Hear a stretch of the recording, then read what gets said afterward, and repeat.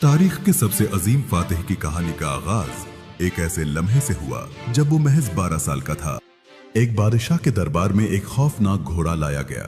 घोड़ा इतना वहशी था कि किसी में उसके करीब जाने की हिम्मत नहीं थी। बादशाह के तमाम माहिर सवारों ने उस पर काबू पाने की कोशिश की और नाकाम हो गए। और फिर बादशाह का 12 साल का बेटा आगे बढ़ा। उसने गहरी नजर से घोड़े को देखा। ये घोड़ा अपने ही साए से खौफजदा था। लड़के ने फौरन घोड़े का मुंह सूरज की तरफ मोड़ दिया। नरमी से उसकी गर्दन थपथपाई और पलक झपकने में उसकी पीठ पर सवार हो गया। जब घोड़ा पुरसकून हो गया तो सारे दरबार में सन्नाटा छा गया। बादशाह हैरान हो गया और उसने कहा, मेरे बेटे, तुम्हारे लिए ये छोटी सी सल्तनत बहुत कम है। तुम तो पूरी दुनिया फतह कर लोगे।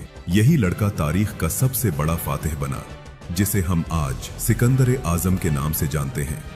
आज की वीडियो में हम आपको बताएंगे कि कैसे एक लड़के की जहानत और हिम्मत ने उसे दुनिया का सबसे ताकतवर हुक्मरान बना दिया। सब्सक्राइब बटन पर क्लिक करना मत भूलें, क्योंकि ये कहानी आपको हैरत के एक ऐसे सफर पर ले जाएगी जो आप कभी नहीं भूलेंगे। सिकंदर आजम सिर्फ 20 साल की उम्र में तख्त पर बैठा। 25 साल की उम्र में दुनिया की सबसे बड़ी ईरानी सल्तनत को रोन डाला और 32 साल की उम्र तक वो दुनिया का सबसे ताकतवर इंसान बन चुका था। सिकंदर आजम जब सिर्फ 13 साल का था तो उसके वालिद ने उसे दुनिया के अजीम तरीन फलसफी अरस्तू के हवाले कर दिया। अरस्तू ने उसे सिर्फ फलसफा ही नहीं सिखाया, बल्कि उसकी सोच को वसी किया। अरस्तू ने 13 से 16 साल की उम्र तक उसको फलसफा, हुक्मरानी, जंगी हिकमत अमली, मंतिक, तिब और साइंस का इल्म दिया। एक दिन अरस्तू ने सिकंदर से कहा, दुनिया सिर्फ एक नक्शा है और तुम वो हाथ हो जो उस पर नक्श बनाएगा। तुम जमीन की लकीरें बदल सकते हो अगर तुम अपनी सोच को हथियार बना लो। ये अल्फाज महज तालीम नहीं, एक चिंगारी थी। सिकंदर की आंखों में चमक आई। वो खड़ा हुआ और आसमान की तरफ देखा। उस लम्हे उसके दिल में यह ख्याल नहीं था कि वो एक शहजादा है, बल्कि ये यकीन था कि वो दुनिया का मालिक बनेगा। अब सिकंदर के दिल में सिर्फ एक तलब थी, फतह। सिर्फ मैसेडोनिया नहीं, एशिया, अफ्रीका और वो जमीनें भी जिनका नाम अब तक कोई नहीं जानता था। उसने फैसला कर लिया था कि वो न सिर्फ तलवार का शहंशाह बनेगा, बल्कि ख्यालात, फलसफे और इंसानों के जज्बों पर भी हुकूमत करेगा। 20 साल की उम्र में सिकंदर के बाप फिलिप का कत्ल हो गया। तारीखदानों के मुताबिक यह कत्ल एक जाती दुश्मनी थी, जबकि कुछ लोगों के मुताबिक यह कत्ल सिकंदर की मां ओलंपियस ने करवाया था, क्योंकि फिलिप ने सिकंदर की मां को छोड़कर एक और औरत से शादी कर ली थी और सिकंदर की मां को सिकंदर के अलावा एक नया वारिस पैदा होने का अंदेशा था। जिस रात फिलिप का खून बहा, सिकंदर एक शहजादे से शहंशाह बन गया, मगर तख्त पर बैठना आसान ना था। मैसेडोनिया के दरबार में कई दुश्मन थे और यूनान के शहरों में ये अफवाहें गर्दिश करने लगीं कि एक बच्चा बादशाह बन गया है। ये मौके है सल्तनत की बुनियादें हिलाने का। बाप की मौत के बाद उसने तख्त संभाला। उसके बाप के कत्ल के बाद हर तरफ बगावतें फूट पड़ी थी, लेकिन उस नौजवान बादशाह ने हैरत अंगेज फैसला कुन इक़दामात किए। कुछ लोगों ने सोचा कि ये नौजवान बादशाह कुछ देर ही हुकूमत कर पाएगा, मगर उसने अंदरूनी साजिशें खत्म की, मैसेडोनिया में इस्तेहकाम पैदा किया और यूनान की इन रियासतों को भी झुका दिया जो समझती थी कि फिलिप के बाद मैसेडोनिया टूट जाएगा। थिबिस शहर में बगावत हुई तो सिकंदर ने सख्त कार्रवाई की। शहर को मुकम्मल तौर पर तबाह कर दिया गया ताकि बाकी रियासतें इबरत हासिल करें। इसके बाद सिकंदर ने एक नई सिमत में कदम रखा, मशरिक की तरफ, जहां ईरान की अजीम सल्तनत इसका इंतजार कर रही थी। रास्ते में कई छोटी रियासतें आईं, जिन्हें या तो फतह किया गया या उनसे इत्तेहाद कर लिया गया, मगर असल मुकाबला ईरान के शहंशाह डेरीस से था। डेरीस के पास लाखों की फौज, बेपनाह दौलत और एक वसी सल्तनत थी, मगर सिकंदर के पास सिर्फ 40,000 मुंतखब सिपाही थे और एक नाकाबिल शिकस्त जुनूनी अज़्म। पहली बड़ी टक्कर एसिस के मकाम पर हुई। सिकंदर ने डेरीस के खिलाफ चालाकी से मंसूबा बनाया। उसने दुश्मन की सफों में खलल डालने के लिए अपनी घुड़सवार फौज का इस्तेमाल किया और जंग को डेरीस की फौज के मरकज तक ले गया, जहां डेरीस खुद मौजूद था। जंग के दौरान डेरीस खौफजदा होकर मैदान छोड़कर भाग गया और उसका खानदान सिकंदर की कैद में आ गया, उसकी माँ, बीवी और बेटियां। मगर सिकंदर ने उनके साथ इज्जत का बर्ताव किया। उसने डेरीस की माँ से कहा, मैं तुम्हें एक दुश्मन की माँ के तौर पर नहीं, बल्कि एक मलका के तौर पर इज्जत दूंगा। ये इकदाम सिकंदर के दुश्मनों को भी हैरान कर गया। डेरिस अपनी शिकस्त के बाद दोबारा फौज जमा करने लगा। उसने सिकंदर को खत भेजा कि चलो हम आधी दुनिया बांट लेते हैं, तुम मगरिब रख लो, मैं मशरिक रख लेता हूँ। सिकंदर ने इनकार कर दिया और बोला, एक सूरज के नीचे दो बादशाह नहीं हो सकते। अगली बड़ी फैसला कुन जंग गोगामेला के मकाम पर हुई। उस जंग में भी डेरिस की फौज तादाद में बहुत ज्यादा थी, मगर सिकंदर की हिकमत अमली, नज़्म ज़ब्त और सिपाहियों की वफादारी ने एक बार फिर फैसला कुन किरदार अदा किया। डेरिस को दूसरी बार जान बचाकर मैदान जंग से फरार होना पड़ा, मगर इस बार उसके अपने ही सरदारों ने उसे कत्ल कर दिया ताकि फतह के बाद सिकंदर से माफी हासिल कर सकें। जब सिकंदर को डेरिस की लाश मिली तो वो गमज़दा हो गया। उसने डेरिस के कातिलों को सजा दी और उसे शाही एजाज के साथ दफन करवाया और अब वो ईरान की अजीम सल्तनत का हुक्मरान बन गया। ईरान में फतह के बाद सिकंदर की कामयाबी का डंका पूरी दुनिया में गूंजने लगा और उसका नाम ताकत की अलामत बन गया।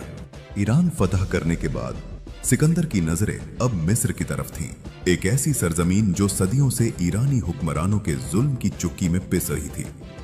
जब उसकी फौज दरियाए नील के किनारे पहुंची तो हैरत अंगेज मंजर सामने आया। मिस्रियों ने इसे एक निजात दहिंदा के तौर पर खुशामदीद कहा। यहाँ के मजहबी रहनुमाओं ने सिकंदर को फिरौन का मुकद्दस खिताब दिया, जो उस वक्त मिस्र के हुक्मरान का कानूनी ओहदा होता था। लेकिन सिकंदर ने सिर्फ एक फातिह की तरह हुकूमत नहीं की, उसने एक अजीम मंसूबे का आगाज किया। नील के दहाने पर उसने सिकंदरिया शहर की बुनियाद रखी, जो शहर आज भी मौजूद है। कहते हैं सिकंदर ने जाती तौर पर शहर का नक्शा बनाया, जिसमें दुनिया का सबसे बड़ा कुतुब खाना और एक अजीम रोशन मीनार शामिल था। यह सिर्फ एक शहर नहीं था, बल्कि मशरिक और मगरिब के मिलाप का एक ख्वाब था। सिकंदर ने अपनी फुतूहात का सिलसिला जारी रखा, यहां तक कि वो मौजूदा पाकिस्तान और हिंदुस्तान की सरजमीन तक जा पहुंचा। ये वो इलाका था जहां दरियाओं, जंगलात और पहाड़ों के बीच बेशुमार कौमें आबाद थीं। सिकंदर के लिए ये जमीन अजनबी थी, न वो मौसम से मानूस था, न जमीन से, न चालाक दुश्मनों की हिकमत अमली से। मगर सिकंदर के इरादे वाज़ेह थे। उसके दिल में सिर्फ एक ख्वाहिश थी, दुनिया के आखिरी किनारे तक अपनी सल्तनत को पहुंचाना। इस सरजमीन पर उसका सामना राजा पुरस से हुआ, एक तजर्बाकार हुक्मरान जिसके पास ताकतवर जंगी हाथियों की फौज थी और जिसकी रियाया उससे बेपनाह वफादार थी। पुरस ने मैदान जंग में डट कर मुकाबला किया।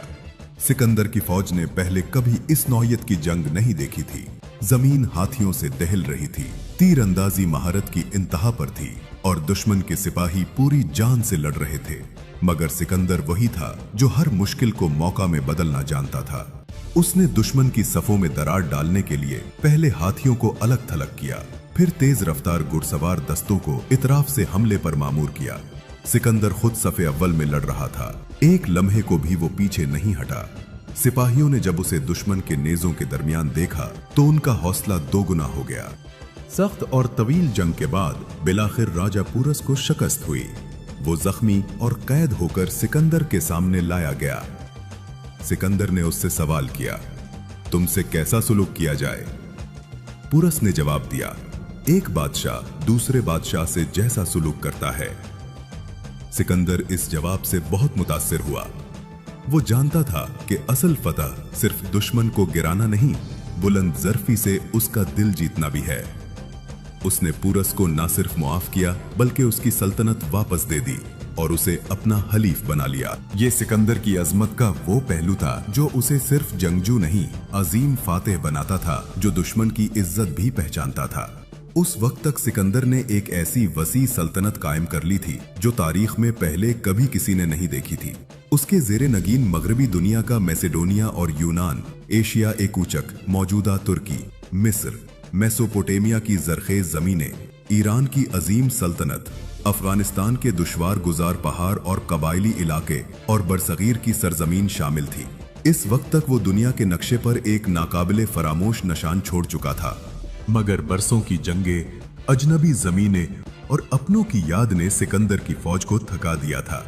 जब उसने मजीद मशरिक में दरियाए गंगा की तरफ बढ़ने का इरादा जाहिर किया तो पहली बार उसके सिपाहियों ने आगे बढ़ने से इनकार कर दिया। सिकंदर ने उन्हें समझाया कि हम आधी दुनिया को फतह कर चुके हैं, मगर जो आगे है उसके बाद हम पूरी दुनिया पर हुकूमत कर सकते हैं। मगर बरसों के सफर से थकी हुई फौज की आंखों में अब फतह की चमक नहीं, घर वापसी की ख्वाहिश थी। सिकंदर ने अपनी फौज का यह फैसला दिल से कबूल किया। उसने ईरान, अफगानिस्तान और वस्ती एशिया की शहजादियों से शादियां की।